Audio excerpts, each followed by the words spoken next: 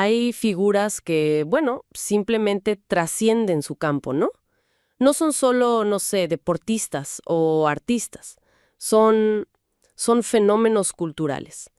Y si hablamos de eso, creo que el nombre que define la categoría es Michael Jordan. Totalmente. Hoy vamos a hacer un análisis profundo de su historia, pero no desde los resúmenes de jugadas que todos conocemos. Nuestra guía es la biografía Air de David Halberstam, un trabajo monumental que explora no solo al atleta, sino al hombre, al equipo y a toda la era que él mismo definió. Exacto. Y la misión aquí es desentrañar las claves de su grandeza, ir más allá del mito para entender esa mentalidad, casi patológica, que lo impulsaba, las tensiones que casi destrozan a una de las mayores dinastías del deporte y, bueno, todo el ecosistema de negocios que se construyó a su alrededor. Claro, no buscamos al Jordan de los pósteres. Para nada. Buscamos a la creta total, al ícono comercial y a ese líder tan complejo que redefinió lo que significa ser una superestrella. Perfecto, pues empecemos por la cancha. Con la pregunta del millón. ¿Fue el mejor de todos los tiempos? El cineasta Spike Lee tenía un argumento que a mí me parece demoledor. Ah, sí, lo conozco. Decía que 5 Michael Jordans podrían vencer a 5 de cualquier otra leyenda, ¿Por qué? porque no había nada que no pudiera hacer. Era, en sus palabras, el atleta total. Y esa idea del atleta total es fundamental, pero Halberstam argumenta que el secreto no estaba solo en su físico, que ya era Extraordinario, me imagino. extraordinario, claro. 1,98 metros con solo un 4% de grasa corporal, o sea, la mitad de un atleta profesional promedio. Lo que de verdad lo separaba del resto era una voluntad indomable, una furia competitiva que, según quienes lo rodeaban, rozaba Lo aterrador. lo aterrador, exacto. Es una palabra muy fuerte, pero es la que usan. Espera, aterrador. ¿A qué te refieres exactamente? Al lenguaje que usaban para describirlo. Mira, su compañero Luke Longley lo llamó directamente depredador. Depredador. Sí, sí.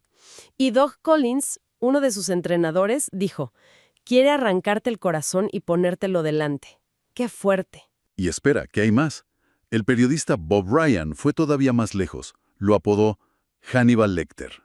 No, Hannibal Lecter, pero eso ya es lenguaje de guerra, no de deporte.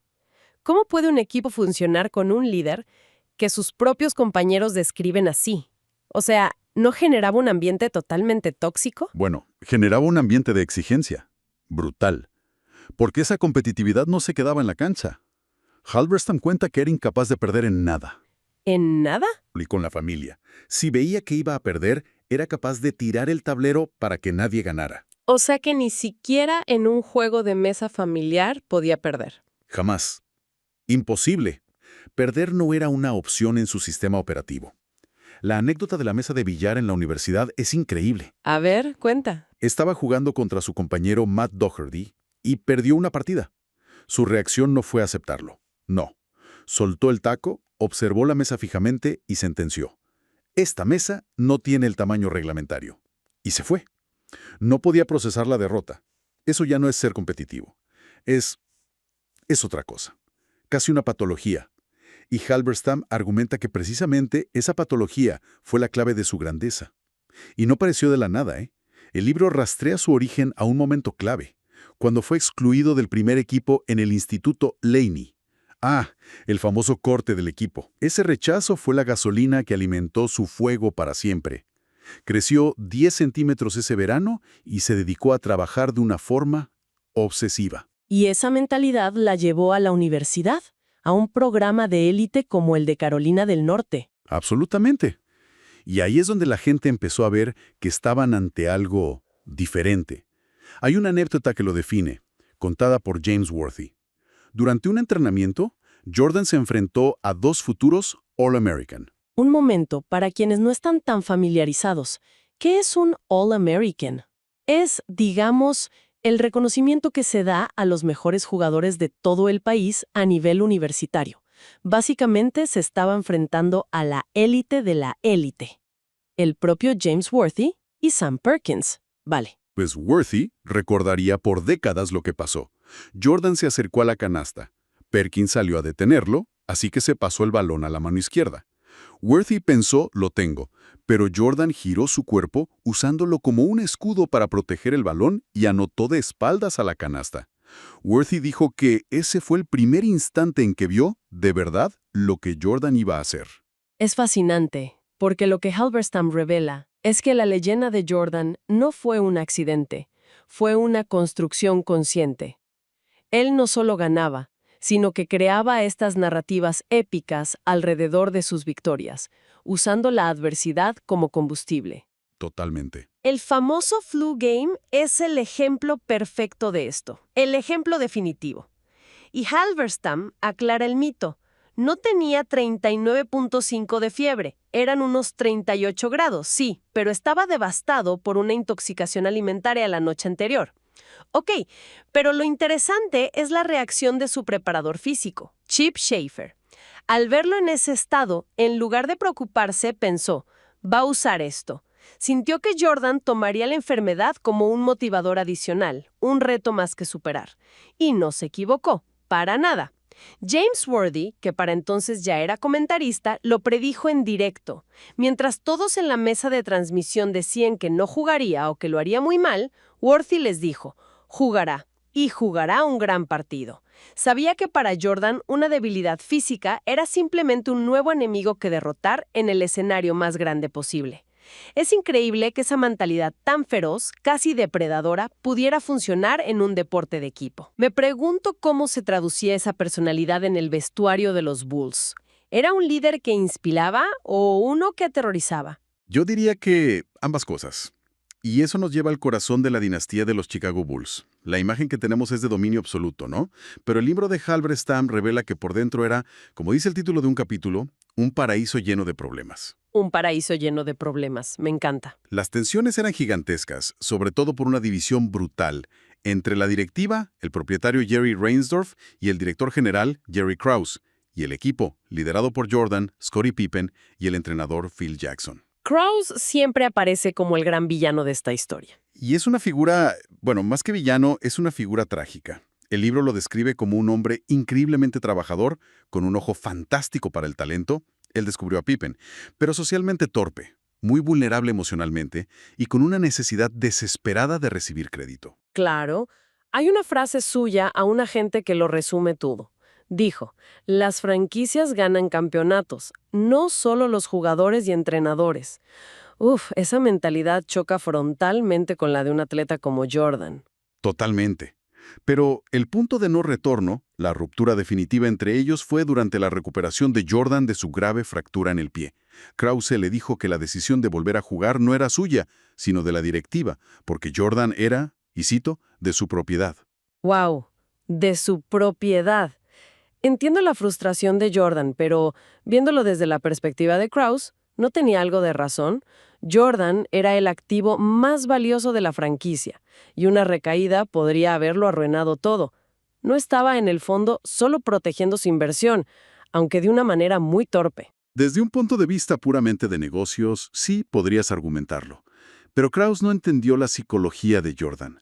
Para Jordan, esa frase fue una afrenta personal, una humillación. Significaba que lo veían como un objeto, no como una persona. Y Halberstam deja muy claro que Jordan nunca lo olvidó ni lo perdonó. Ese rencor se convirtió en otra fuente de combustible. Y en medio de esa guerra estaba Phil Jackson, el entrenador. El maestro de la alquimia delicada, como lo llama Halberstam. Su genialidad fue usar esa hostilidad de la directiva como una fuerza unificadora. Creó una mentalidad de nosotros contra ellos, que blindó al vestuario. Sabía que Reinsdorf y Krause querían desmantelar el equipo y convirtió esa amenaza en el motor para ir a por el último campeonato, The Last Dance. El ritual que describe Halberstam al final de esa última temporada es increíblemente emotivo. Es una escena de película.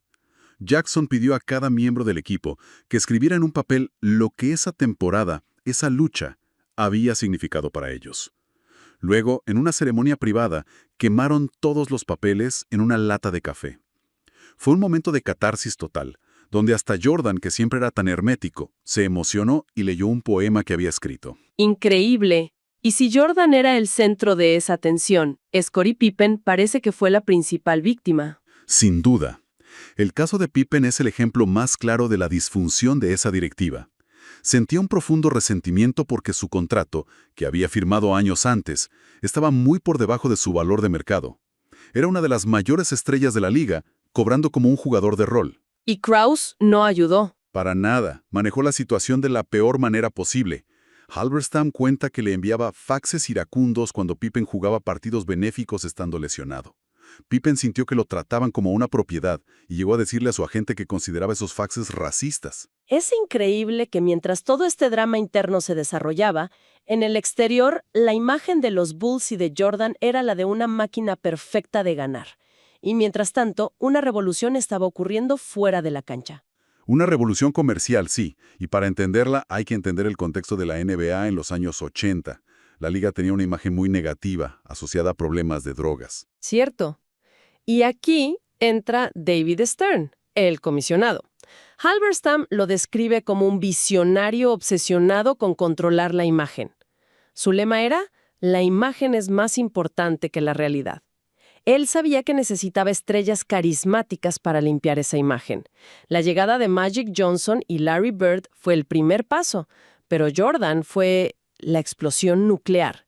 Y esa explosión tuvo un detonador muy claro, el acuerdo con Nike. Es difícil imaginarlo ahora, pero en 1984, Nike no era el gigante que es hoy. Para nada. Era una empresa de zapatillas para correr que intentaba entrar en el básquetbol. Claro. Y la marca, impulsada por un cazatalentos llamado Sonny Vaccaro, apostó todo su presupuesto de marketing de básquetbol en un solo jugador, Michael Jordan. Le ofrecieron un contrato sin precedentes, casi $1 millón al año por 5 años, más royalties. Cifras que hoy parecen normales, pero que en ese momento eran una locura. Una locura tan grande que ni sus amigos más cercanos lo creían. Hay una anécdota fantástica sobre eso. A ver. Cuando Jordan volvió a la universidad y le contó a su amigo y compañero de cuarto, Buzz Peterson, que Nike iba a ponerle su nombre a una línea de zapatillas, Peterson se rió en su cara. Le dijo, Michael, ¿no le han puesto el nombre de Larry Bird ni el de Magic Johnson y te lo van a poner a ti? Simplemente no entraba en la cabeza de nadie. Es que es increíble. Hoy Air Jordan es una de las marcas más reconocibles del planeta, pero en ese momento la idea era tan ridícula que ni su mejor amigo se la creyó. Eso realmente pone en perspectiva la magnitud de la apuesta que hizo Nike. Fue una apuesta que cambió la historia del marketing deportivo. Y la campaña de publicidad que lanzaron fue igual de revolucionaria. La agencia vio una película independiente de un joven director llamado Spike Lee, Nola Darling. Ah, sí. Y en ella, el personaje de Mars Blackman, que lo interpretaba el propio Lee, amaba tanto sus Air Jordan que se negaba a quitárselas, ni siquiera para hacer el amor. Y a alguien se le ocurrió la idea de juntarlos. Una idea genial. Contrataron a Spike Lee para que recreara a Mars Blackman en los anuncios. Y ese fue el momento en que todo cambió. Esos anuncios fusionaron el deporte de élite con la cultura callejera, el cine de autor y el humor. Catapultaron la marca a otro nivel. Ya no era solo un producto deportivo. Exacto. Jordan no solo vendía zapatillas, vendía una aspiración. Halberstam lo define como el vendedor perfecto para la cultura estadounidense en una era de globalización. Se convirtió en un fenómeno que iba más allá del deporte, ¿no? Mucho más allá, fue el primer atleta en ser una marca global. El libro cuenta que en aldeas remotas de África o Asia, la gente a lo mejor no sabía quién era el presidente de Estados Unidos, pero sí sabían quién era Michael Jordan. Así que, recapitulando, lo que Halberstam nos muestra son las múltiples caras de Jordan. El atleta con una voluntad de hierro forjada en el rechazo. El líder exigente que era el centro de un equipo brillante pero totalmente disfuncional. Y el pionero que, casi sin buscarlo, se convirtió en el modelo del atleta marca moderno. Exactamente. La historia de Jordan es la de un talento generacional que llega en la confluencia perfecta de varias fuerzas. El auge de la televisión por cable y global, un comisionado con una visión de marketing implacable y un agente, David Falk, que entendió antes que nadie el nuevo poder que tenía el jugador. No solo fue el mejor en la cancha, creó el arquetipo del deportista del siglo XXI. Su legado no son solo los anillos, es el modelo de negocio y cultural que vino después. Ese es el punto. Y esto nos deja con una última reflexión. Halberstam describe cómo en su última temporada, la presión mediática y la fama eran tan abrumadoras que Jordan se convirtió literalmente en un prisionero de su habitación de hotel. Apenas podía salir sin causar un tumulto. Lo que nos lleva a una pregunta para el mundo actual. En una era de redes sociales 24/7, con un escrutinio infinitamente más intenso y personal, donde cada movimiento es grabado y analizado al instante, ¿podría siquiera existir una figura como Michael Jordan? O la misma maquinaria mediática que lo creó hoy lo consumiría mucho antes de que pudiera completar su leyenda.